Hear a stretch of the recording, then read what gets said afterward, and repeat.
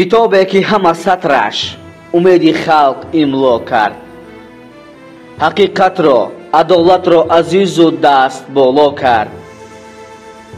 حقوق مرد و زن، پیر و جوان را هست پشتیبان، شکوه و قدر انسان را مکرم کرد، والا کرد.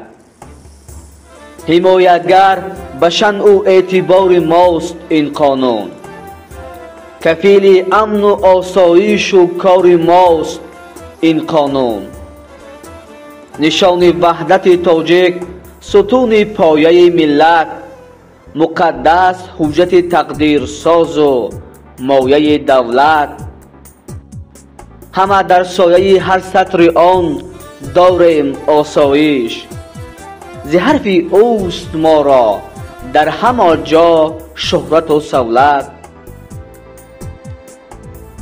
به سختی ها سپر هم تکیهگاه ماست این قانون، به وقت تیره شب نور صباح ماست این قانون. زمان نور خورشید حقیقت نانمایان بود، به زیر ابرهای تیره نامرده پنهان بود. همه این تیرگی ها شوست خلقم با بهای جان، نگر نور عدالت بر سر تاجیک رخشان شد. همیشه نور و روشنایی راه ماست این قانون،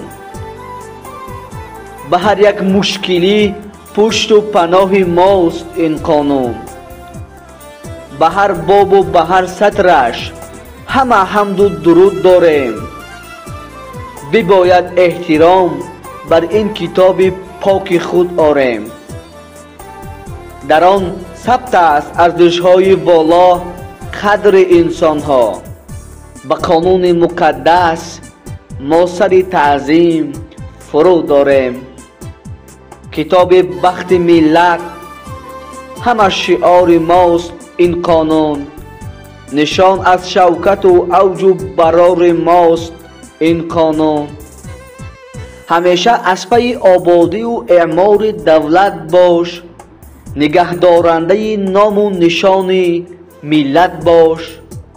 اگر خواهی به دست آری تو آزادی مطلق را، همیشه بنده صادق سرقانون دولت باش. به تنهای منیس و غمگسار ماست این قانون، امید تازه در دل تکیه‌دار ماست این قانون.